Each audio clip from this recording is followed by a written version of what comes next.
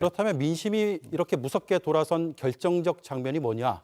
하나씩 좀 꼽아볼까요? 실제로는 하나로 꼽을 수 없긴 한데요. 그중에 하나를 꼽으라면 이종섭 전 국방부 장관의 호주 대사 출국 논란이 있었을 것 같습니다. 예. 이것은 뭐 한 명의 어떤 내각 관련자를 출국시켰다는 의미가 아니라 최상병을 둘러싼 논란이 있었고 박정훈 대령 논란이 있었는데 그것에 대해서 특히 많은 청년들 또는 이제 군에 보낸 적이 있는 부모님들은 그런 걱정을 많이 했었는데 그런 국민적인 우려를 별로 대통령실에서 신경 쓰지 않는 것 같다라는 것을 좀 너무 가볍게 취급한다 그럴까요? 그래서 그 이전에 쌓여 있었던 이태원 참사라든가 이상민 행안부 장관이 지금까지 이어지고 있다든가 등등등등이 같이 터져 나오는 계기점이 된 게 이종섭 전 국방부 장관 호주 대사 출국 논란이었다고 생각을 합니다. 네.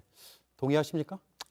네, 동의합니다. 같은 건이라고 봅니다. 그러니까 가장 그 큰 사건이었던 게 이종섭 그 전 대사의 출국건이라고 보는데요. 이것이 법이 옳고 그름을 떠나서 국민들의 눈높이에서 바라본다라고 하면은 분명히 부딪히는 부분들이 있었다. 저 역시도 사실 선거 이전에도 굳이 왜 이것을 이 시기에라는 발언들을 많이 했었는데요.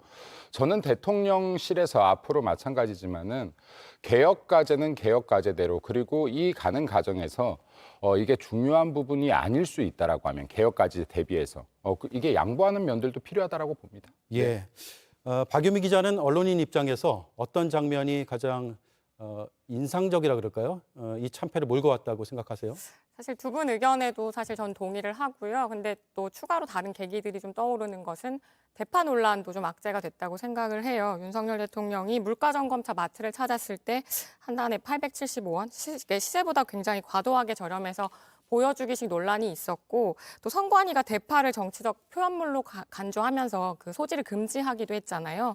이런 좀 논란을 키운 측면도 있었습니다. 그리고 또 선거에 임박해서는 의대생 증원 이슈도 사실 양측에 굉장히 지루한 또 갈등 상황에서 국민 좀 피해가 있는 상황이 있었잖아요. 지난주에 대통령이 대국민 담화나 또 전공의 비대위원장과의 면담을 통해서 이 국면을 타개하려고 했는데 결국 상황은 전혀 진전이 없었습니다. 국민들의 좀 피로감이 좀 더해지면서 어떤 문제 상황에서 해결할 수 있는 능력이 있느냐 이런 좀 의심도 생긴 게 아니냐 저는 좀 그렇게 해석을 하고 있습니다. 예.